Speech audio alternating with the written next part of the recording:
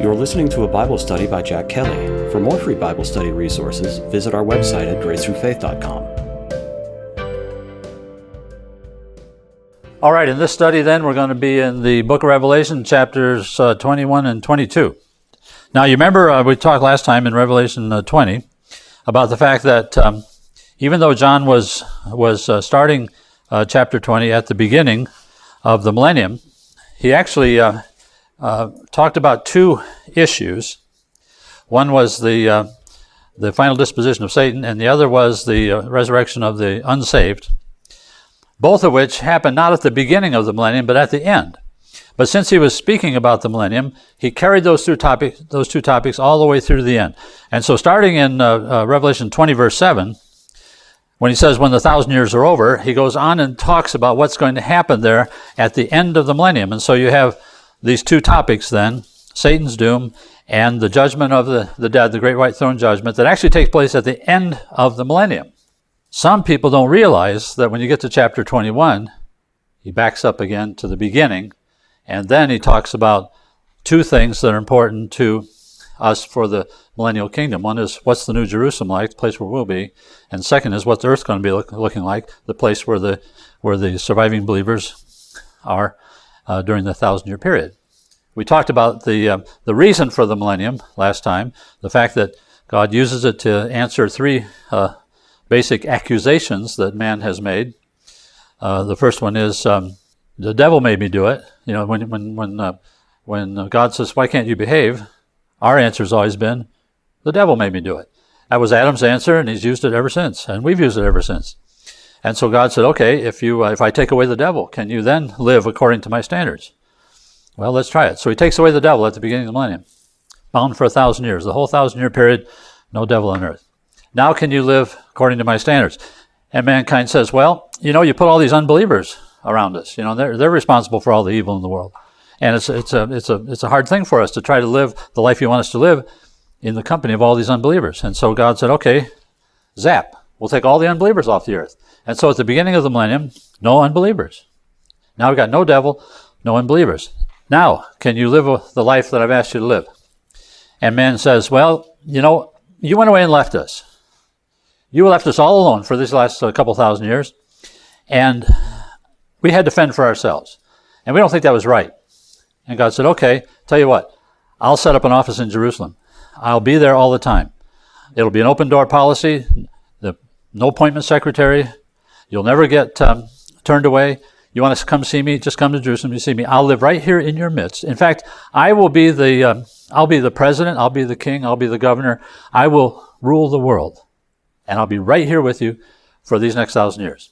Okay, so now, A, no devil. B, no unbelievers. And C, the Lord in our presence all the time. Now, can you live a life according to my standards? And of course, what we found out last time is we can't. There's no circumstance or no condition under which man can live a life pleasing to God until man has been regenerated. And so that was the main purpose of the millennial kingdom. Now we're going to see some of the detail that takes place during the millennial kingdom, and how are we going to live, the redeemed, and how are the people on earth going to live, and what's going to happen there. So we begin with chapter 21, verse 1. And John says, then I saw a new heaven and a new earth, for the first heaven, the first earth had passed away. There's no longer any sea. That's our clue as to what the timing is here. Because that phrase, I saw a new heaven and a new earth, is a direct quote from Isaiah chapter 65:17. And there, the context is the millennial kingdom. So let's go back and look at that right off the bat. Isaiah chapter 65. And we'll see what things look like there. And we'll discover that Isaiah 65:17 has to do with Israel, and it has to do with the kingdom age. Basically, the promise that God always made to Israel is that one day he would come back and dwell with them. And that's in contrast to the promise he made to the church. The promise he made to the church is that we would go to heaven and live with Jesus. And so if you're a student of Jewish eschatology, you discover that the promise to Israel is that one day God would come back like he lived with them in the past. He would come back and dwell with them forever. And if you're a student of Christian eschatology, you know that the promise to Christians, to believers, is that we go to heaven and be with Jesus. Chapter 21 shows us how both of those things come true. So when we go to Isaiah 65:17, Isaiah, of course, was a prophet, wrote to Israel. And in Isaiah 65, beginning in verse 17, we see something about what the earth is going to be like during what the Jews call the kingdom age, what we call the millennium. And so in verse 17, you start off with the very same phrase that you started off in Revelation 21. Behold, I will create a new heavens and a new earth. And then he says, the former things will not be remembered, nor will they come to mind. Nothing about the previous life would linger anymore in the memories or minds of the people. Verse 18, but be glad and rejoice forever in what I will create, for I'll create Jerusalem to be a delight, and its people a joy. In verse 19 he says, I'll rejoice over Jerusalem and take delight in my people. The sound of weeping and of crying will be heard in it no more. So no more sadness, no more trouble, no more of the strife that the Jews have faced for pretty much all their time on earth. Okay, verse 20 then says, never again will there be in it an infant who lives but a few days, or an old man who does not live out his years. He who dies at 100 will be thought a mere youth, and he who fails to reach 100 will be considered accursed. Now this tells us that they're still measuring time. And so this has to be something short of eternity. And the only period of time after the second coming left before eternity is, of course, the millennial kingdom. The millennial kingdom is still recognized by its measurement of time. We're going to see this in Revelation 22 as well. But the interesting thing about it is that it looks like from this verse that the long lifespans that were enjoyed by people back in the days before the flood are going to come back. That a person who dies at age 100 will be considered just in his youth. Now, we don't have any hope of ever reaching 100, and if we do, we certainly wouldn't be considered in our youth at that time. We'd be celebrated for having lived so long, because the average lifespan on earth today, even for Americans, is in the 70s and 80s. People don't live to be 100 except by exception. And yet, here it's going to be thought that if somebody only lives to 100, they're going to be spoken of having died in their youth. So that tells us two things. One is people are going to die during this period on earth. And two, that they're going to live a lot longer than they live today. And in fact, some believe that there will be people who will live during the entire kingdom age. Does anyone understand why we don't live to be 1,000 years old today? I mean, why Methuselah lived for 969 years? Why doesn't that happen today? Well, part of it's due to the fact that when the floods came, there had been a water vapor canopy that protected the earth from harmful ultraviolet rays that come through the universe. And that water vapor canopy deflected those rays. And therefore, there was no corruption in the cell regeneration process like there is today. I don't know how it is where you went to school, but I remember when I went to school, that was back when there was only 13 letters in the alphabet, of course, and there's but I remember when I went to school, what we were taught is, on average, the cells regenerate themselves about every 7 years. Some faster and some slower, but the average is about every 7 years. All right, so then if that's true, why do we age? Well, it's because the process was corrupted. It was corrupted by the ultraviolet rays that come at us now, that bombard us. In fact, that's one of the biggest problems they have today when they talk about these holes in the ozone layer and things like that, because the ozone layer protects us from that as well. But before the flood, they had this water vapor canopy that surrounded the earth, and that canopy deflected all those rays. Well, during the flood, if you read the story of the flood, you'll find out that water came from three places. One came from rain. Two, the waters of the fountains of the deep were opened up, as God said. And three, the firmament collapsed, basically, and that was that canopy that was back over the earth. And that's where the water came from. Now, during the millennial kingdom, as we'll see in Revelation 21, it says there'll be no more sea. You see, when the flood was ended, do you know, by the way, that if you took all the mountains and lowered them down to sea level, and you took the sea floors and raised them up to sea level, there's enough water on earth to cover it all over to a depth of several thousand feet? That water is left from the flood. One of the great witnesses of the huge amount of water in Noah's flood are the oceans. They didn't have oceans like that before the flood. Genesis 5 tells us that the land was split apart, the continents were formed, and all those things happened after, or Genesis 10 rather, tells us all that stuff happened after the flood. And so one of the things that will happen is, and we'll talk about this more when we go back to Revelation 21, is that the earth is going to be put back into the situation it was in, back into the conditions it was in when God created it. He created it perfect. He didn't create it messed up like it is today. And we'll see that the calendar is going to be fixed somewhere around 700 BC. Our calendars all had to change because something happened to the earth. The amount of time it takes to go around the sun changed. It used to be 360 days. Then it was changed to 365 and a quarter days because something happened. Used to be the Earth's climate was subtropical all around. In fact, they dig up animals that out of the ice in the polar regions that are frozen into the ice, and they cut them open. They find undigested tropical vegetation in their throats, and they say, "Well, how could this happen?" Well, the Earth's climate was far different before the flood than it is today. There were a number of cataclysmic events that took place during and after the flood that changed things. Our axis is tilted by a number of degrees, and that's what causes our climates to be so severe. That's what makes parts of the earth uninhabitable. No, you can't live in the North Pole, you can't live in the South Pole, you can't live at the equator.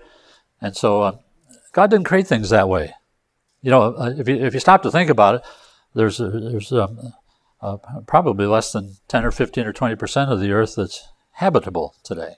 3/4 of it's covered by water, right? So you can't live there. And then of the rest of it, some's too hot and some's too cold.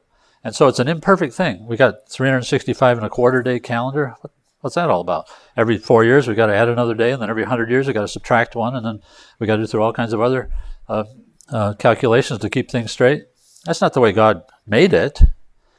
It's the way it has become because of the effects of sin in the world. Well, in the kingdom age, he's going to put that all back. He's going to put it back to the way it was. And one of the benefits of that will be, as we read here in verse 20, that long lifespans again. So we know there's time. Time is still being measured. We know that the lifespans will get longer on earth. Now, I wanted to make sure we distinguish between what takes place on earth and what happens with us, because then I'll show you in a minute these two are different things. Verse 21, they'll build houses and dwell in them. They'll plant vineyards and eat their fruit. No longer will they build houses for others to live in or plant and others eat. So there's going to be property ownership during that period of time. And people will have their own land, they'll have their own homes, and they'll supply their own needs. No longer will people be enslaved, economically enslaved, like so many of us are, to provide for not only ourselves but others. For example, for every 2 people on welfare in this country, there are 3 wage earners. So 3 people, count them up, you 3 there, you support 2 others, okay? And so that's the way it is. Pretty soon it'll be 1-to-1, and each one of us will have one of our own to support. But so I'm looking around figuring out who's going to support me. But in the millennium, that won't be the case. Everybody will be self-sufficient. Verse 22, no longer will they build houses and others live in them. So no more real estate developers. Won't that be nice? And then it says, for as the days of a tree, so will be the days of my people. So that gives you another clue of this long ages. My chosen ones will long enjoy the works of their hands. And so that tells us the curse is gone, because one of the things that came with the curse is the need to work for support. It was always intended that man would work for enjoyment, for pleasure. And it says here that'll happen again, that my chosen ones will long enjoy the works of their hands. Verse 23, they will not toil in vain. In other words, no working without getting anywhere, like I've spent my life doing. And nor will they bear children doomed to misfortune. There won't be anybody who has to worry about how their children are going to grow up or how they're going to be when they grow up. There'll be a people blessed by the Lord, they and their descendants with them. Verse 24, before they call, I will answer, and while they're still speaking, I'll hear them. It's because he'll be right down the street, you see. He won't be up off somewhere that we can't find anymore. He'll be right down the street. And so it's going to be a local call. If you want to call Jesus during the kingdom, it's a local call. And now in verse 25, the wolf and the lamb will feed together, and the lion will eat straw like the ox. And so this is another thing that tells us they'll enjoy their work, they won't toil in vain, their children will be happy and blessed, and the animal kingdom will be at peace again. So these were all indications, signs of the curse. And so the curse will be removed. And there are lots of other verses that we could look at that would confirm that for us, except for the last half of verse 25. But dust will be the serpent's food. He doesn't get the benefit of any of this. He has been cursed since the beginning, and there's no opportunity, there's no option here for his repentance. And they will neither harm nor destroy on all my holy mountain, says the Lord. Okay, so there we have a picture of what's going to happen during the kingdom for the Jewish people.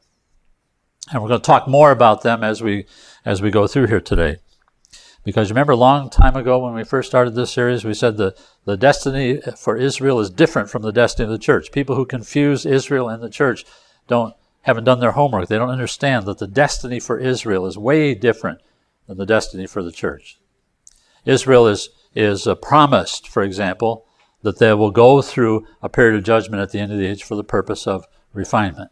The church is promised that we will be taken from the earth before a period of judgment because we've already been purified at the cross. Israel is promised that God will come back to them one day and live among them. The church is promised that we will go to heaven and be with Jesus. And so the destinies of the two groups are entirely different. You can't confuse the two. And people who try to get in real trouble. In fact, if you're going to be an advocate of something called replacement theology, which is the view that the church has replaced Israel and therefore is inheriting all of Israel's promises, then you're stuck with the Great Tribulation because that's one of the promises to Israel is that they'll be purified through the Great Tribulation. So lots of people who advocate the post-tribulation rapture view also have a belief in replacement theology, that the church has replaced Israel. And so these are promises to Israel here in this passage. The reason I brought you here is because I wanted to demonstrate the fact that John backed up at the end of chapter 20 to the beginning of the millennium to begin with chapter 21 again, because this verse that John starts with in chapter 21 is the very same verse that Isaiah used in chapter 65, verse 17 to explain the millennial kingdom. Okay, so let's go back now to Revelation 21. And we got through one verse, and so the second verse says, well, before we do that, remember it says at the end of verse 1 that there are no longer any sea. And I've mentioned it to you before. The sea is lifted back up, and this water vapor canopy is restored, and that's what allows the long lifespans during the millennium. And so actually he's putting the whole earth back to the way it was when Adam came along. Now, if you want to look at Romans 8, verse 19, you'll see a good indication of the purpose for that when Paul talks about it. He says in Romans 8, 19, he says, "The creation waits in eager expectation for the sons of God to be revealed." That's us. And so the creation itself is waiting for the rapture of the church, because that begins the process of liberating the creation from its bondage. It wasn't just mankind that was placed in bondage at the fall, it was the entire creation. And so verse 20 says, "For the creation itself was subjected to frustration, not by its own choice, but by the will of the one who subjected it," being Satan, "in hope that the creation itself will be liberated from its bondage to decay and brought into the glorious freedom of the children of God." And so that's another indication that there's some big changes coming for planet Earth. And I'm one of those who believes, you can't prove this from Scripture, but I'm one of those who believes that one of the purposes of the natural judgments that take place during the Great Tribulation, the earthquakes and the meteor strikes and things like that, are putting the earth back into the condition that was in when God created it. It's making this possible for the restoration of this. And so then we go back to Revelation 21. Verse 2 says, "I saw the holy city, the new Jerusalem, coming down out of heaven, prepared as a bride, beautifully dressed for her husband." Okay, so now John looks up and he sees this holy city, which he calls the new Jerusalem. And it's coming down from heaven. And so it's not a city on earth. It's not the same as the old Jerusalem. This is a new Jerusalem. And it's coming down out of heaven. Now I want you to notice that he doesn't ever tell you where it lands. because I don't think it lands anywhere. I don't think it ever really comes all the way to earth. The way the passage reads here, and as we get into its size and things, I think I can show you that it exists in the proximity of earth, but not on earth. And if you can hold that thought for just a minute, when we get to the dimensions of the city, I'll show you why I think it's most likely that the New Jerusalem comes down out of heaven and comes into some kind of a low orbit around the earth, sort of like a satellite would, or like another moon or planet would. But it's not any of those. And so I'm just trying to give you a little hint as to what it might be like. But it says it's coming down out of heaven from God, prepared as a bride. Now, some people say, well, that means the New Jerusalem is the bride. Well, the bride dwells in the New Jerusalem, but the New Jerusalem is not the bride. When he says prepared as a bride, he's giving that as an example. Well, how is a bride prepared for her wedding? Every effort is made to make her look as beautiful as she possibly can on her wedding day, because that's the big day of a bride's life. And so no expense is spared, no effort is spared to try and make the bride as beautiful as she possibly can be on her wedding day. And what John is trying to say here, in my opinion, is that no effort has been spared to make the New Jerusalem look as beautiful and as attractive and as desirable to us as it can possibly be, as it comes by down out of heaven and takes up its position around earth. And then verse 3, I heard a loud voice coming from the throne saying, now the dwelling of God is with men, and he'll live with them, and they'll be his people, and God himself will be with them and be their God. Now here's, Ken, read verse 4 with me. He will wipe every tear from their eyes. There will be no more death or mourning or crying or pain, for the old order of things has passed away. So it's clear that the crying that he talks about here is associated with death and sadness and things like that, not the joy that we're all going to experience in an unblemished way. And so now you see that this New Jerusalem is different than the kingdom that we just looked at in Isaiah, because in Isaiah it talks about people still dying. You know, people who live to be only 100 will be thought a mere youth when they're dying. And he who dies at 100 will be considered accursed. That means there's still death on earth during the millennial kingdom, but no death in the New Jerusalem. The two are very different. Why? Because the New Jerusalem is populated by raptured believers. And once we're raptured, we are perfected, right? As 1 Corinthians 15 tells us, we go from mortal to immortal at that point. So no more death, okay? But on earth, there's still death, because the people who live on earth are not redeemed. They're still natural people. People like you and I are today. Because who are the people that repopulate the earth? They're the people that survive the Great Tribulation. That's what the sheep and goat judgment is all about. It's about some going into the kingdom and some being taken off the planet. The believers go into the kingdom and repopulate the earth. The unbelievers are taken off the planet, and that's why we can say at the beginning of the millennium, no unbelievers on earth. And so the natural people, the people who survive the Great Tribulation, some Jews, some Gentiles, but all believers, they remain on earth and repopulate the planet. They're the ones that reestablish, basically, if you will, the population of planet Earth. There is no dwelling on earth by the redeemed church, because the redeemed church dwells here in the New Jerusalem. And so the two are separated again. All right, so we go down to verse 5 now. He who was seated on the throne said, I'm making everything new. And he sure did.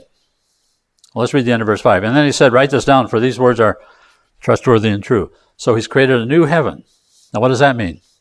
That means that Satan's been expelled, the rebellion's been put to an end, and there's peace in heaven. Remember in Revelation 12 and 13, we looked at the fact there was a rebellion in heaven, and Satan and his angels fought against Michael and his angels, and Michael defeated him and kicked him out of heaven. So now there's peace in heaven again.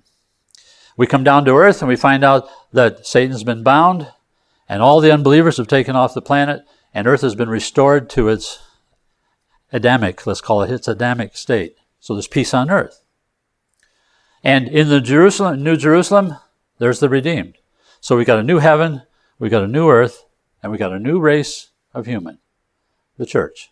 The only people ever created to be fit to dwell in the presence of God. All through history, God has tried to live with his people. Never been able to do it. Because people are sinners, and God can't exist in the presence of sin.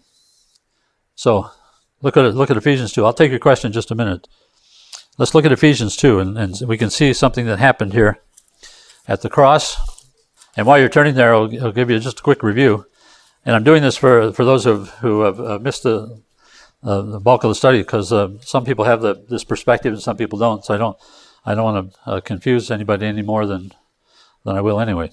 And so I don't want to do it on purpose. I know I'll confuse some of you by accident, but I don't want to confuse you on purpose. That's what I'm trying to say.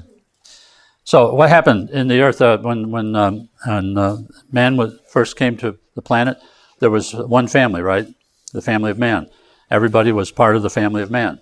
And it was that way until Genesis 12. And then God looked at the situation and looked at the circumstances, and he reached out to one man, Abraham. And he said, I want you to be the father of a new race of people. I want to establish a separate race. And he says, I want to work with you guys. And I want you to show the world what it's like to be in a relationship with me.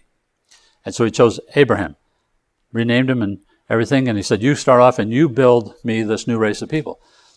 So from the time of Abraham forward, there's now two races on earth, Jew and Gentile. Before it had been only Gentile. Everybody was a Gentile. Abraham was an idol-worshiping Gentile before he became a Jew. Okay, he's the only man that's made this change. And because God chose him to be this way. And so Abraham became the first Jew, and he built this nation, this race of people.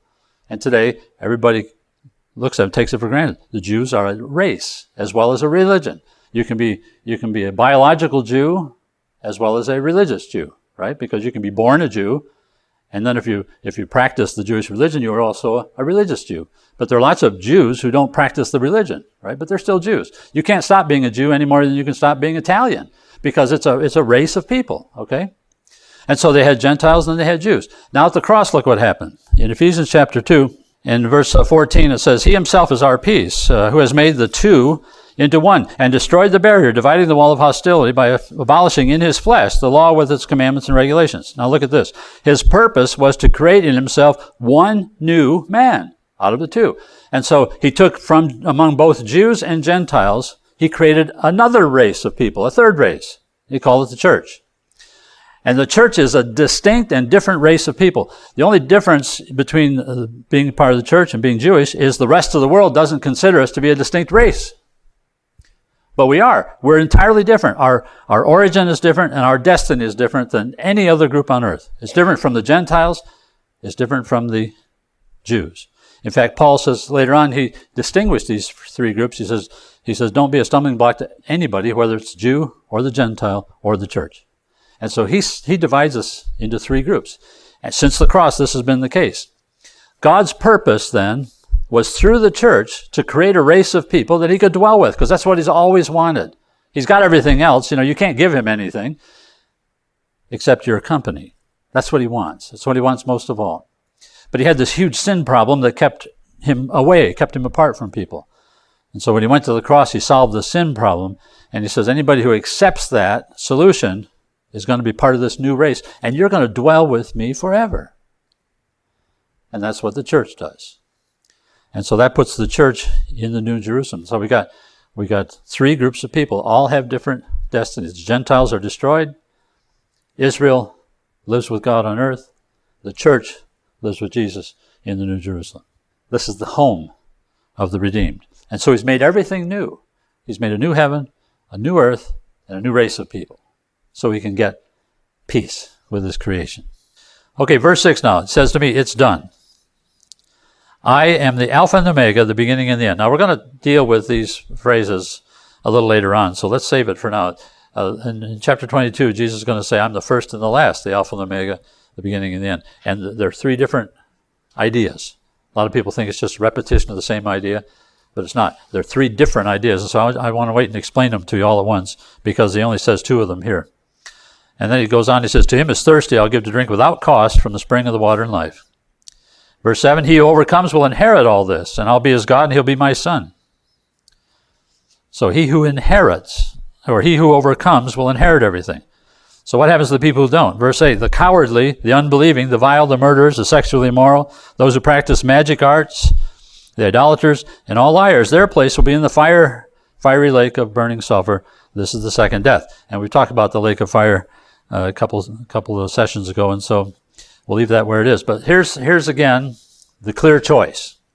The overcomers inherit all that we've talked about here. They inherit the kingdom. But those who aren't overcomers, they go into the lake of fire. That's the second death. And so that's, again, the very clear choice that God has put forth all through the Scriptures. There's two destinies you can choose. You can choose to go to heaven and live in eternal blessing with God, or you can choose to reject God and basically, the way we say it, go to hell and live with the devil. And we'll just leave it at that for this point. But there's the clear choice that's made again. The question is now, who's the overcomer? We tend to think of an overcomer as someone who works to rise above something, right? And someone who exerts a lot of effort and energy to try and be good enough to overcome deficiencies or overcome disabilities. And we always talk about in terms of human works, but the Bible doesn't talk about it that way. Turn to 1 John chapter 5, and we'll look how he identifies these overcomers. Just back a couple of books, and we'll just read the first 5 verses. Everyone who believes Jesus is the Christ is born of God. And everyone who loves the Father loves his child as well. This is how we know that we love the children of God, by loving God and carrying out his commands. This is love for God, to obey his commands, and his commands are not burdensome. For everyone born of God overcomes the world. This is the victory that has overcome the world, even our faith. Now, who is it that overcomes the world? Only he who believes that Jesus is the Son of God. So it's by our faith that we're overcomers. It's by our faith.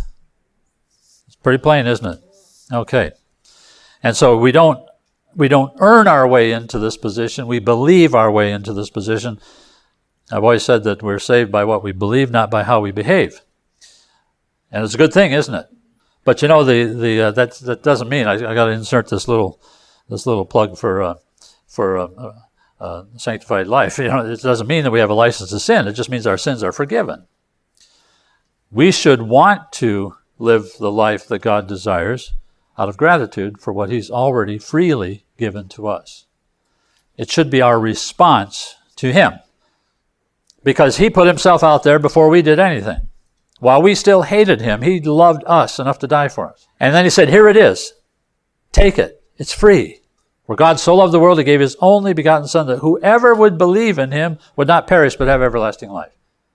The condition for salvation is belief that the death of Jesus on the cross paid the price for our sins. Now, what should be our response to that? We should try to please the person who did all this for us by acting and living our lives in a way that's pleasing to him. Not to earn anything, because there's nothing left to earn. We've already been given everything. But to please the one, to say thank you to the one that doesn't need anything else that we have except our gratitude. And so, live a holy and pure and blessed life, yes. But not because you're trying to earn something. All that does is insult God. Live it because you're so happy about what he's given you that you want to do something that pleases him in return. All right, verse 9 now. One of the 7 angels who had the 7 bowls full of the last 7 plagues came and said to me, come, I'll show you the bride, the wife of the Lamb. And he carried me away in the Spirit to a mountain great and high, and showed me the holy city, Jerusalem, coming down out of heaven from God. And it's not saying the city is the bride, remember, but that's where the bride is. She's in the city. It shone with the glory of God. Its brilliance was like that of a very precious jewel, like a jasper, clear as crystal. It had great high wall with 12 gates, and with 12 angels at the gates. On the gates were written the names of the 12 tribes of Israel. There were 3 gates on the east, 3 on the north, 3 on the south, and 3 on the west. The wall of the city had 12 foundations, and on them were the names of the 12 apostles of the Lamb. So this harkens us back to the passage in Ephesians 2 we just read, that the church is made up from Jews and Gentiles. And so we see the connection with Israel in the 12 gates. We see the connection with the Gentile world in the 12 apostles. Verse 15, the angel who talked with me had a measuring rod of gold to measure the city, its gates, and its walls. The city was laid out like a square, as long as it was wide. He measured the city with the rod and found it to be 12,000 stadia in length, and as high and wide as it is long. Well, 12,000 stadia comes from the length of a stadium. The 12,000 of these, about 1,400 miles. And so this city is laid out on a square and is 1,400 miles wide, 1,400 miles deep, and it's 1,400 miles tall. That's big. In fact, people have wondered exactly how big that is. And the problem is we're not told whether it's a cube, which it could be because it's square and tall. Could be a cube. Some people say, well, no, it's a triangle. And a triangle has a square base and then rises to a point, and it's saying the 1,400 miles tall is up to the tallest part of the triangle. And they're saying that the Great Pyramid is a model of this. And that could be. We don't know. We're not told this. All we know is it's big. Okay, it's big. If it was a sphere like the world is, it would be about 1/6 the size of the planet Earth. And so it's big. It's where we dwell. Let's put this in perspective. Here's the reason I told you earlier. Here's the reason why I don't think it ever lands on planet Earth. It doesn't fit anywhere. If it was going to land in Israel, for example, it's bigger than Israel. It's bigger than the Middle East. Okay, so it would just boom, it would bury the whole Middle East. If it was going to land in Europe somewhere, it would go from the Scandinavian countries up north down to the Mediterranean, and from Spain on the west over to almost to Greece on the east. So it would cover up almost all of Western Europe. If it was going to land in the U.S., like a lot of Americans think, then it would cover everything from Canada to Florida and from the Atlantic coast to the Mississippi River. So it's big. It's too big to go anywhere on Earth. And that's just if it was just its footprint. Now, how about its size? The tallest building on Earth today is about 2,000. The New Jerusalem is 1,400 miles tall. That's 4,000 times taller than the tallest building on Earth today. Now, what would planet Earth look like if it had this one building, 1,400 miles square, and 1,400 miles tall, sticking out of it? I just don't think that that dimensionally it fits on Earth. I'm much more comfortable with the idea that it comes near to Earth, but is separate from it. And so I've always thought of it as more like a low-orbit satellite, something that comes down and forms an orbit close to Earth, close enough so that the people on Earth can bring their treasure into it, because that's one of the things they do, close enough so that the redeemed can visit, because that's one of the things we do, but never touching, because, as we'll see as we read a little later on here, it's kept pure, it's kept holy, and it's kept separate from everything else on Earth. Yeah, verse 17, he measured its walls 144 cubits thick. That's 216 feet. So the walls of the city are 216 feet thick, not tall, thick. Verse 18, the wall was made of jasper, and the city of pure gold, as pure as glass. The foundations of the city walls were decorated with every kind of precious stone.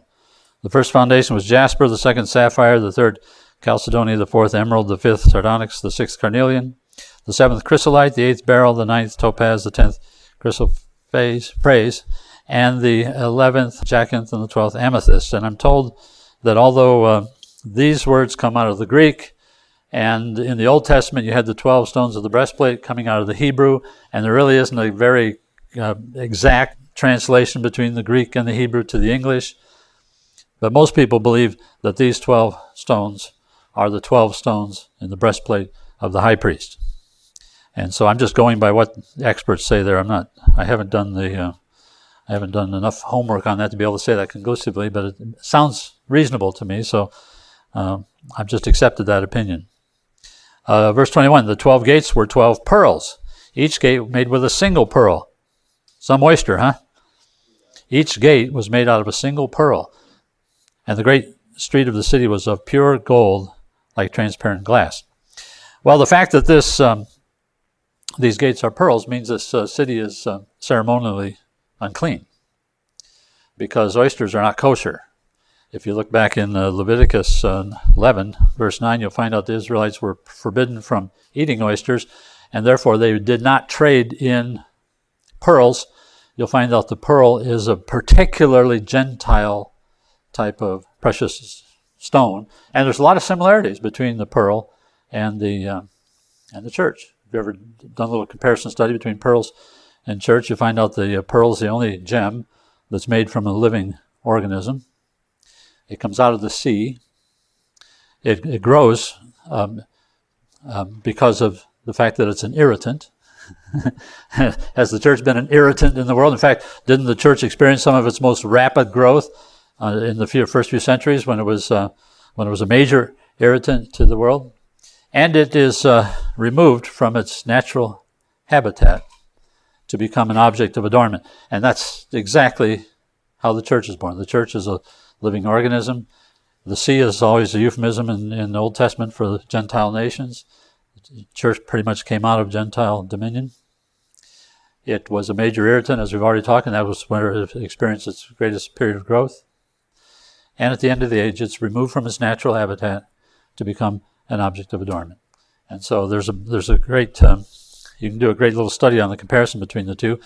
The only reason I go into all that is to say that this gives it a sort of a Gentile imprint then on the New Jerusalem.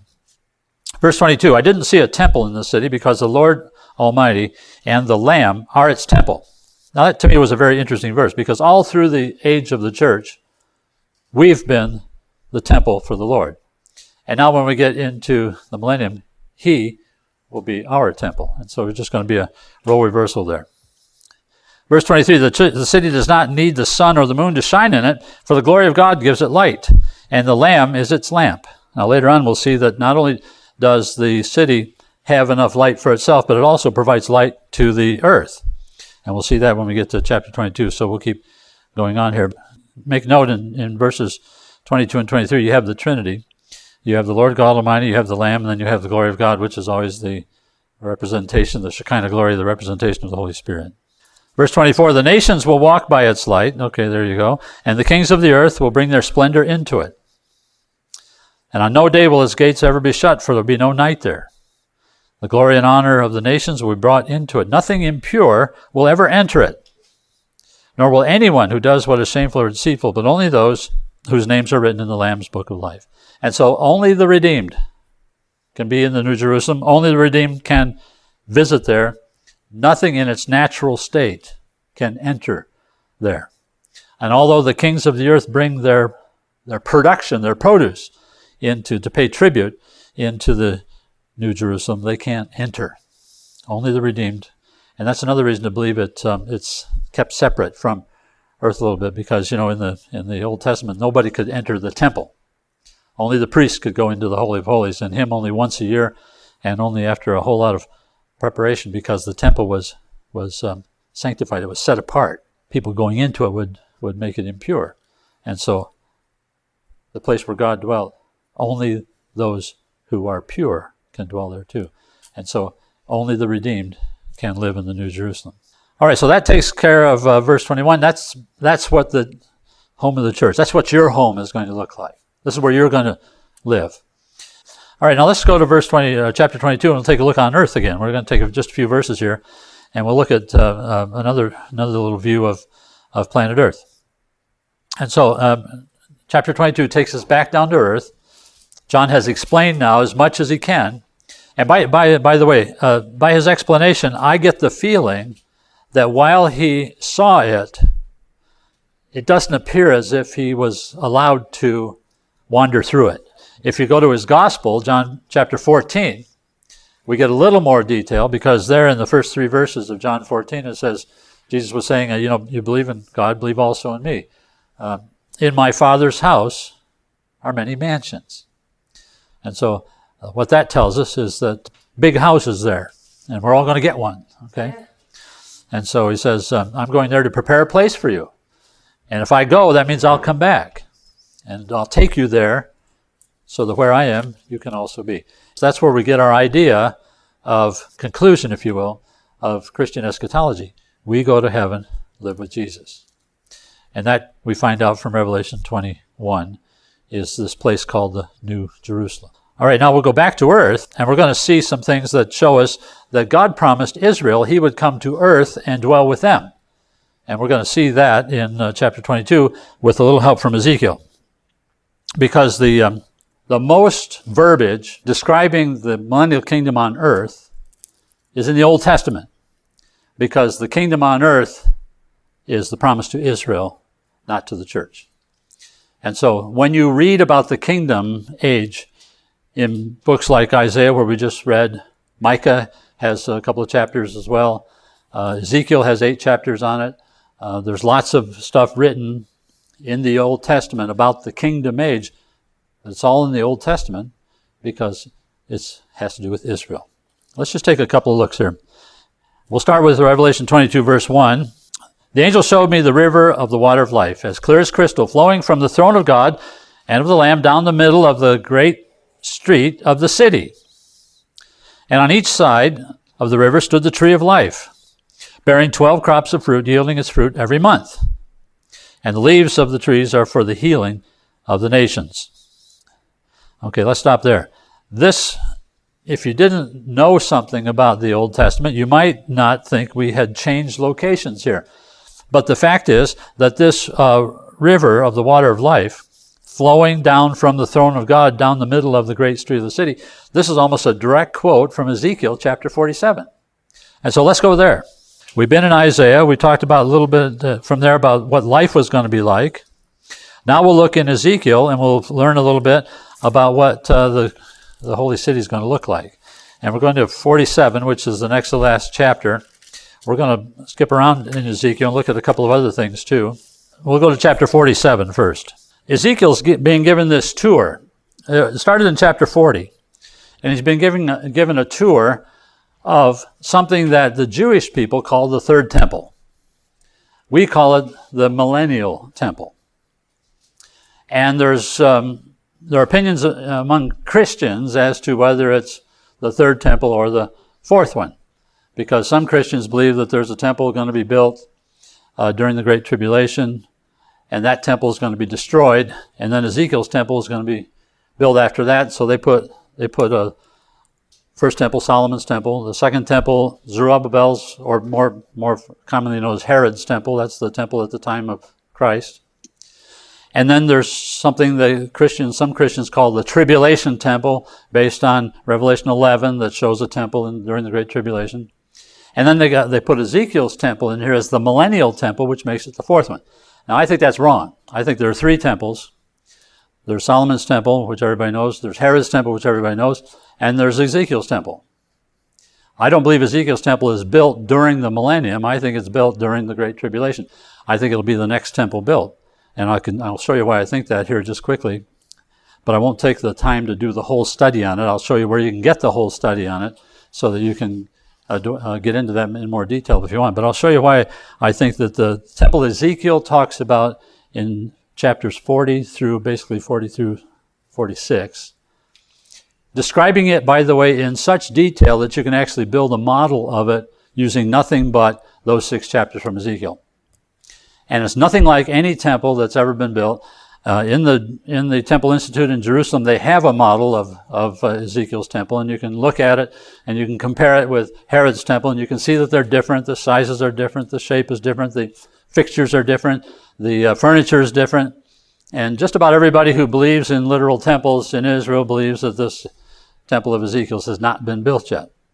But here we go to verse 47, or chapter 47, first of all. Ezekiel's being given a tour of this temple in a vision. And he's got a guide taking him through this vision. He calls him the man. And so in verse 1 of 47, it says, "The man brought me back to the entrance of the temple, and I saw water coming out from under the threshold of the temple toward the east, for the temple faced east. The water was coming down from under the south side of the temple, south of the altar. And then he brought me out through the north gate, and he led me around to the outside, to the outer gate facing east, and the water was flowing from the south side." So 3 times there he said the water is flowing from the south side of the temple. Now we're going to, the next few verses, down from 3 down to the middle of 6, he's talking about how deep this river is. So we'll skip that over for now and go down to the middle of 6 where it says, "Then he led me back to the bank of the river." In verse 7, "When I arrived there, I saw a great number of trees on each side of the river. And he said to me, 'This water flows toward the eastern region and goes down into the Arabah, where it enters the sea.'" Now the Arabah is the Jordan River Valley. It's a geological rift that flows down through the Jordan Valley. And where it enters into the sea, that word stands for the Dead Sea, because the Jordan River Valley starts obviously up the north in the Galilee, and it flows down through, and it goes down into this rift, down into the lowest point on earth, which is the Dead Sea, about 1,300 and some feet below sea level, and there it empties into the Dead Sea. And these days, it doesn't go anywhere beyond that. The water never flows out of the Dead Sea. That's why it's dead, because there's no flow through it. And eventually that has dead. Now it says, when it empties into the sea, the water there becomes fresh. And so here this river flows from under the temple, from under the south side of the temple, and then it turns east, and it goes down into the Jordan River Valley, where it enters the Dead Sea. And because it's living water, because it's fresh water, and because it comes in such abundance, it actually turns the Dead Sea into a freshwater sea again. And then verse 9 says, swarms of living creatures will live wherever the river flows. There'll be large numbers of fish because the river flows there and makes the salt water fresh. And so where the river flows, everything will live. Verse 10 says, fishermen will stand along the shore from En-Gedi, which is on the western shore, to En-Eglaim, which is on the eastern shore. There'll be places for spreading nets and the fish of many kinds. They'll be like the fish of the great sea, which is the Mediterranean. Then the verse 11 says, the swamps and marshes will not become fresh. They'll be left for salt. That's at the very southern end of the Dead Sea, which is the area that used to be Sodom and Gomorrah. It's now covered by the southern end of the Dead Sea, and it says that area will remain salt. There'll be salt marshes down there left for salt. Now verse 13 or 12 says, fruit trees of all kinds will grow on both banks of the river.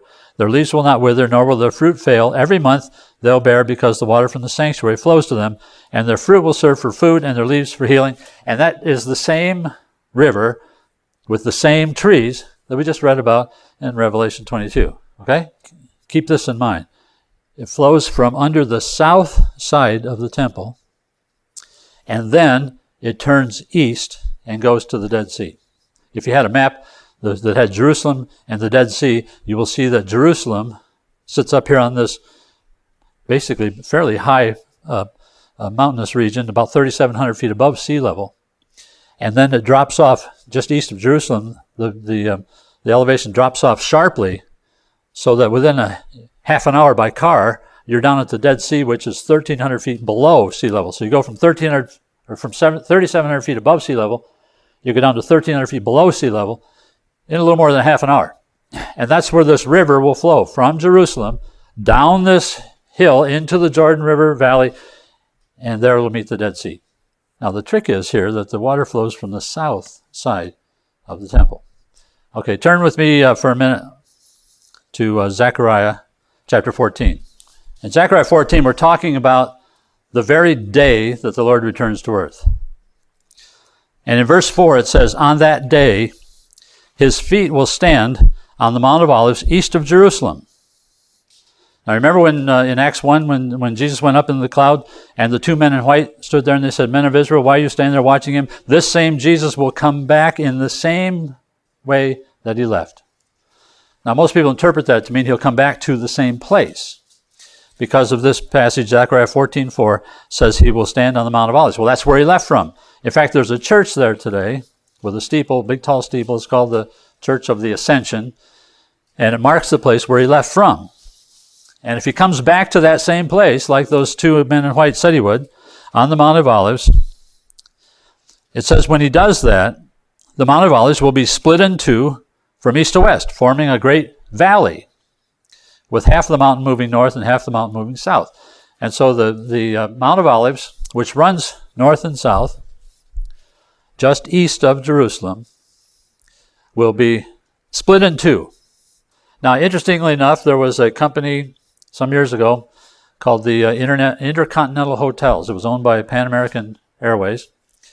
And they wanted to build a hotel in Jerusalem. And they wanted to build it on the Mount of Olives. And it came under a great deal of controversy because the Jewish people didn't want a hotel built on the Mount of Olives. There was an issue about some cemeteries and things that they felt need to be preserved. And so there was a big to-do about it, but it got resolved because when the engineers from the Intercontinental Hotel chain did their surveys of the land, they found out that there's a geological fault line that goes right through the Mount of Olives, straight through the middle of Jerusalem, all the way to the Mediterranean Sea, and they pronounced the land unstable, and so you can't build your hotel there. And so they built the hotel south of there, and it's still there today. It's called the Seven Arches Hotel today because the Intercontinental chain is gone. Pan Am's gone, and the hotel chain is gone. And that hotel is today called the Seven Arches Hotel. I've never stayed there, but I've eaten there several times. Very good food, and it has a beautiful view of the Temple Mount. But it's on the Mount of Olives, east and just south of where they really wanted it, which is up on the top. Well, here's my point. As Zechariah 14 says, when Jesus comes back and he stands on the Mount of Olives, there'll be a big earthquake. Well, there's the fault line. They've already found it, and so they can tell where the earthquake is going to be. And when that quake comes, it will split the Mount of Olives in half from east to west. So half of the Mount of Olives will move north, half will move south, and there will be a big valley there where that fault line is. Now, ladies and gentlemen, when that happens, the current Temple Mount and a good share of the city of Jerusalem will disappear. Because that fault line, if you stand on the Mount of Olives where Jesus left from at the Church of the Ascension, and you look straight west, you look right through the center of the Temple Mount. And so when that earthquake comes on the day of his return, it destroys the Temple Mount. And yet, if you go down with me to verse 9, let's go to verse 8. It says, on that day, living water will flow out from Jerusalem, half to the eastern sea and half to the western sea in summer and winter. The eastern sea is the Dead Sea, the western sea is the Mediterranean. That's the same river that we just read in Revelation 22 and in Ezekiel 47. So on the same day that the Lord returns, an earthquake destroys the current Temple Mount and creates a valley which fills with water, half of which flows to the east into the Dead Sea, half flows to the west into the Mediterranean Sea.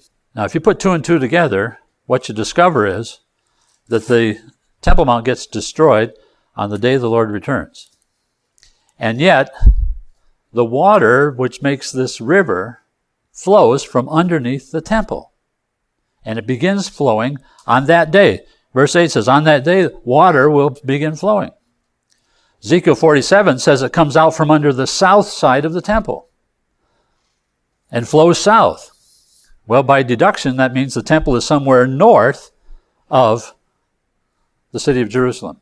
Not in the city at all. Not on the current Temple Mount, but somewhere north. And the water flows south until it hits this ravine that's been created, and then it splits and flows half to the Mediterranean and half to the Dead Sea, and everything we just read comes true. But that requires, you see, that there be a temple standing on the day the Lord returns. And it cannot be destroyed on that day like the Temple Mount will be. Therefore, it can't be built on the Temple Mount. Now you discover, if you read chapter 48 of Ezekiel, you discover that in the distribution of land in Israel at the Millennial Kingdom, the city where the temple exists is not Jerusalem. It's located about 12 miles north of Jerusalem in a place that in the Bible is called Shiloh. It's where the tabernacle stood for 400 years. If there's a temple built in Jerusalem, and I believe there will be soon, I don't believe it'll be built on the Temple Mount. I believe that when conditions are made right so the temple can be built, which in my opinion follows the Battle of Ezekiel 38, the people deciding to build the temple will be taken to Ezekiel chapter 48 and shown that the next temple is not supposed to be on the Temple Mount, because Ezekiel 48 locates it north of the temple. And if that's the case, the water that flows out the south side of the temple and flows south will flow right down to where the temple used to be. It'll fill the ravine made by the earthquake, half to the east and half to the west. And that's why I believe Ezekiel's temple is the third temple, not the fourth. It's the temple that gets defiled during the Great Tribulation and is purified for use in the Millennium, just like Zerubbabel's temple was defiled during the time of Antiochus Epiphanes, purified and used again during the Feast of Hanukkah. In fact, I think the Feast of Hanukkah is prophetic of the cleansing of the millennial temple, as well as being historic of the of the cleansing of the Second Temple. Now, if you want to know more about that, and you may not, and I don't blame you if you don't, on our website there's an article called The Coming Temple. It goes into all this in great detail, explains it ad nauseum. But just for today, let's just leave it at that. And if it triggers your imagination, and if you want to know more about it, you can get it there. If you've already heard more than you want to know, then we can move on, and you don't have to worry about it. But if you want to hear it, go to www.gracethrufaith.com, and in the search box in the upper right-hand corner, just write Coming Temple and click, and the article will come up. And it'll give you all the background and detail. And by the way, this is not my idea. Tim LaHaye, you're probably familiar with that name, wrote the Left Behind series. He's come to that conclusion. I believe the conclusion first was brought forth about 100 or so years ago by Clarence Lark. In my opinion, nobody's ever refuted it. I came to this conclusion about 10 years ago. I noticed in an article by Tim LaHaye in his newsletter about 4 years ago that he has now come to the same conclusion. More and more people are starting to see that there's no way on earth that either God or the rest of the world would permit his temple to stand side by side with the Dome of the Rock, as some people like to believe. All these things about the coexistence of these two religions in Jerusalem is fantasies made up by Christians who are trying to find a resolution. But for 4,000 years, the Jews and the Muslims have been fighting. The Jews and the Arabs have been fighting about this, and it's just never going to happen. There's never going to be a temple standing side by side with a mosque on the current Temple Mount. The current Temple Mount is defiled beyond use. You lay a finger on the Dome of the Rock, and 50 million Arabs are up in arms immediately. It's never going to happen. I truly believe that when it comes time to build the temple. By the way, Israel doesn't want a temple right now. They're going to have a huge revival, a return to God. The one, by the way, that's prophesied in Ezekiel 39, right at the end of the battle of Ezekiel. A huge return to God before they even want a temple. And once they want one, there won't be any force on earth that can stop them. And I believe they'll build it in Shiloh. And you and I will be looking down from the mezzanine and seeing them do all this. All right, so now we're down to verse 3. Revelation 22, verse 3. No longer will there be any curse. We saw that in Isaiah 65. The curse is gone. The earth put back into the situation, the condition it was in before the curse. The throne of God and the Lamb will be in the city, and his servants will serve him. They will see his face. His name will be on their foreheads. This is talking about the Revelation, or the tribulation martyrs. You remember in Revelation 7 how it says that there'll be servants in his temple. They'll serve him day and night. Revelation 7, I think it is. 7:13. This is talking about them. They will see his face. His name will be on their foreheads. There'll be no more night. They'll not need the light of a lamp or the light of the sun, for the Lord God will give them light, and they'll reign forever and ever. This takes us back to Revelation 21:23. I mentioned to you before that the New Jerusalem actually not only is God the light for the New Jerusalem, but the New Jerusalem provides light for the earth. And so we become the light source for planet Earth, which is an interesting fulfillment of the Lord's description of the church. You are the light of the world, right? Verse 8, the angel said to me, these words are trustworthy and true. The Lord, the God of the spirits and prophets, sent this angel to show his servants the things must soon take place. Number 7, then, behold, I'm coming soon. Now that's an unfortunate thing. The word there means quickly rather than soon. And the literal translation will say, my coming is the next event. And so the next event on God's prophetic calendar when he gave John the revelation was his return. And of course, for 2,000 years, there hadn't been anything going on. The signs that we're beginning to see, like the recreation of Israel and the recapture of Jerusalem, things like that, are signs that lead to his coming. But he's saying his coming is the next major event on the calendar. Verse 8, I, John, am one who heard and saw these things. And when I had heard and seen them, I fell down to worship at the feet of the angel who had been showing them to me. But he said, don't do it. I'm a fellow servant with you and with your brothers, the prophets of all who keep the words of this book. Worship God. Now, he's doing the right thing there. Angels do not, legitimate angels do not either desire or allow worship. So if you ever meet an angel and he wants you to worship him, you got the wrong guy. All right, number 10. He told me, do not seal up the words of this prophecy, of this book, because the time is near. Let him who does wrong continue to do wrong. Let him who is vile continue to be vile. Let him who has done right continue to do right. And let him who is holy continue to be holy. And And what that means, it doesn't matter what anybody does on earth, these things are going to happen. And you can go on and be bad all you want, that's your choice, or you can go on and be good, that's your choice. Neither one of those reactions is going to affect this timetable. The Lord is going to come regardless. Verse 12, behold, I am coming soon, and my reward is with me, and I will give to everyone according to what he's done. I am the Alpha and the Omega, the first and the last, the beginning and the end. And here's where I said I would talk about these three things. Alpha and Omega are the first and last letters of the Greek alphabet. It's like saying everything from A to Z. I'm it.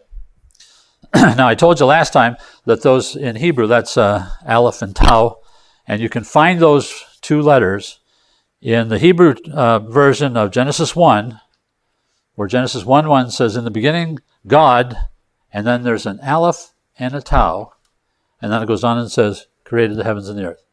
Those two letters are there. They're not translated. You won't find them in English. But if you read a Hebrew Old Testament, Genesis 1:1 says, in the beginning, God, the Aleph and the Tau, created the heavens and the earth. You go to Zechariah 12:10. They will look upon me whom they have pierced. Speaking of the Messiah, Israel's awakening to the Messiah. In the Hebrew version of Zechariah 12:10, it says, they will look upon me, the Aleph and the Tau, the one they have pierced. And so this ties the creation together with the crucifixion and tells us it's the same person all the way through. John 1 says, in the beginning was the Word was with God, and the Word was God. Jesus is God. He's the Creator, Genesis 1:1. He's the Redeemer, Zechariah 12:10. Got it? The Alpha and the Omega, the Aleph and the Tau. So he's the Alpha and the Omega. The next thing he says, I'm the beginning and the end. Okay? This is a different idea. The Greek word there is arche, A-R-C-H-E, arche, the beginning. It means first in the order of time, place, and rank. And so what does Paul call him in Colossians? The preeminent one, right? He's preeminent. That's what the first means. He's preeminent. I am the first in the order of time. He was here before any of us. Of place, his position is higher than any of ours. And of rank, he's the King of Kings and Lord of Lords. That's what he means by being the first. So the Alpha and Omega identifies him as God. The first and last means he's first in the order of time, place, or rank. The word for last is telos. It means I'm the ultimate result or purpose of God's plan. So I am the highest in order of time, rank, or place. I'm also the ultimate purpose of God's plan.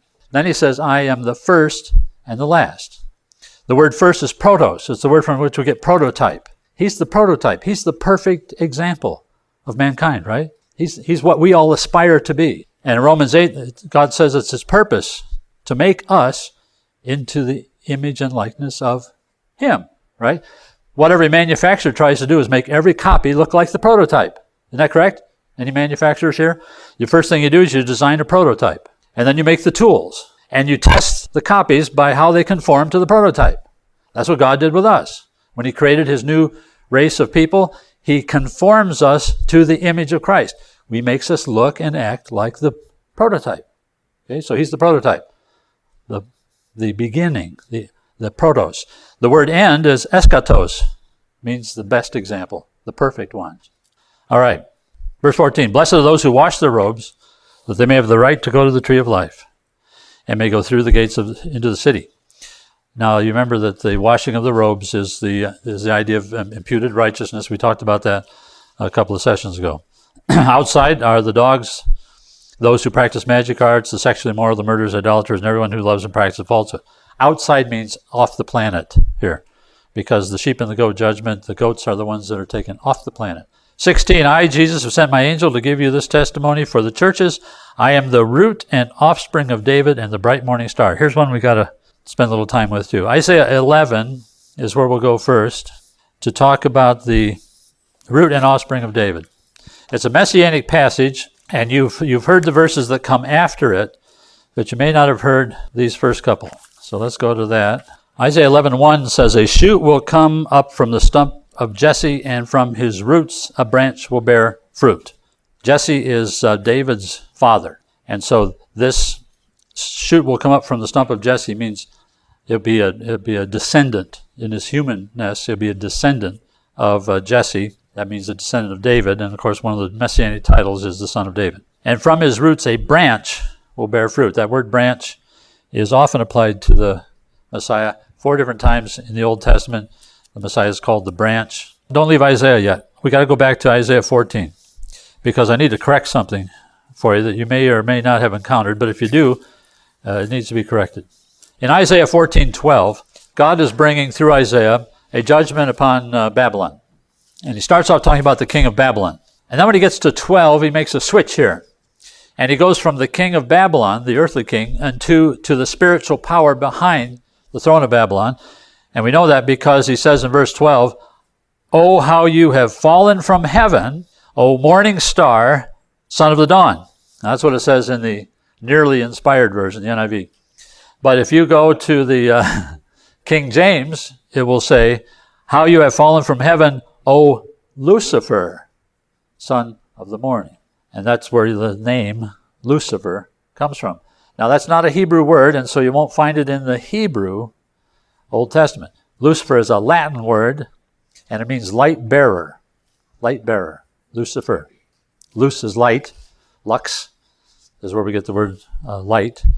And light bearer. Christopher, Christ bearer. Okay, so that's how the Latin treats those names. And so in the King James, you go from the king of Babylon to Lucifer, the power behind the throne, and then it goes on to talk about the famous five I wills of Satan, and Satan's pride that resulted in his fall, where it says, "I will ascend to heaven, I'll raise my throne above the stars of God, I'll sit enthroned in the mount of assembly, I'll ascend to the tops of the mountain of the clouds, and I'll make myself like the Most High." These were the so-called five I wills of Satan that resulted in his being judged and cast out. And Isaiah 14 describes the process by which he's cast out of heaven.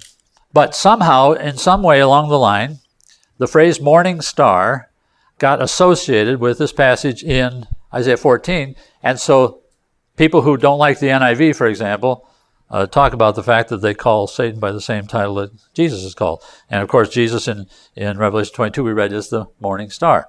If you go to the Hebrew in Isaiah, you'll find that the passage reads, "How you fallen from heaven, O Hallel ben Shakar." That's his Hebrew name, Hallel ben Shakar. And it means roughly the shining one, son of the dawn. Okay, and the phrase shining one is a name for the devil, right? Remember the movie, The Shining One, and all these different things? The shining one is always, and it means shining. It not means that he glows in the dark or anything like that, but it means he's always trying to get in the spotlight, okay, because of his pride. He always wants to be the one who's getting all the attention. He wants to be the object of worship. And this is his pride showing through, and this is how he winds up getting judged. And so the translation there in some of your modern translations, I don't know how many different translations we have here, but I don't think the NIV is the only one that makes this mistake. The phrase in Isaiah 14 should not read, "O morning star," because that is a title specific to the Messiah, okay? And son of the dawn is the real wording for it. Ben Shakar, son of the dawn. But the real name for Satan then, or Lucifer if you will, is Hallel ben Shakar, the shining one, son of the dawn. All right? All right, verse 17, "The Spirit and the bride say, 'Come,' and let him who hears say, 'Come,' and whoever is thirsty, let him come, and whoever wishes, let him take the free gift of the water of life." This harkens us back to John 7:37, Jesus standing there at the Feast of Tabernacles up on the wall of the temple at the time of the water ceremony that's tied to the Feast of Tabernacles, the prayer for the fall rains, and the priest is pouring the water into the parched ground to signify that God is going to bring the fall rains. And all of a sudden, this voice overrides everything. In the middle of the ceremony, this voice overrides everything. And they all look up, and there's Jesus standing up on the wall of the temple. And he says, "If anyone thirsts, let him come to me, and I will give him water. For whoever believes me, out of him shall flow rivers of living water." And John explains that by that he meant the Holy Spirit, which would later come to the church. And so he interrupts the whole Feast of Tabernacles with this declaration that if anyone thirsts, let him come to me, and I will give him water. That's John 7:37, and that's recalled in this passage here. Now verse 18, "I warn everyone who hears the words of the prophecy of this book. If anyone adds to them, God will add to him the plagues described in this book." In other words, you want to put more stuff in the book? Well, you're going to have a problem. And verse 19, if anyone wants to take words away from the book, God will take away from him his share in the tree of life and the holy city, which are described in this book. Now, some people say, well, there's proof you can lose your salvation. Well, the problem here is that the people who take away from the book of Revelation are typically people who don't study the Bible, who don't have a born-again relationship with God, who are intellectually familiar with God but don't know him personally. I don't believe you can use that phrase as a justification for conditional salvation. I just don't believe. There's too many other verses and passages in the Scripture that guarantee our salvation to take this one, which is a little bit obscure, and take it out of context and say that negates all those others. I can show you half a dozen very clear and unqualified promises that once you are saved, you're always saved. And in fact, it goes like this. Either you're forever saved or you were never saved. That's the only two options you have. You're either forever saved or you were never saved. Okay, and there's plenty of people who walk around saying they're saved but aren't. But if you are, you're saved forever, because it's not your job to keep you that way, it's God's job to keep you that way. 1 Corinthians 2 and Ephesians 1 and Romans and John and a bunch of others will all verify that. They are very clear and unconditional promises, and the rule of interpretation is you always use the clear verses to help understand the unclear ones. You don't do it the other way around. You don't take an obscure verse, pull it out of the context, and you use it to negate promises that God made. That's a violation of the rules of interpretation. A lot of people do it to prove their points. That doesn't make it right. You either are forever saved or you are never saved. Those are your two options. Okay, you can't get it and lose it. Verse 20, he who testifies to these things says, yes, I'm coming soon. And along with John, we would all say, amen. Come, Lord Jesus. The grace of the Lord Jesus be with God's people. Amen. And there's a year-long study completed, right on time. Thanks for listening to this study. For more free Bible study resources, visit gracethrufaith.com.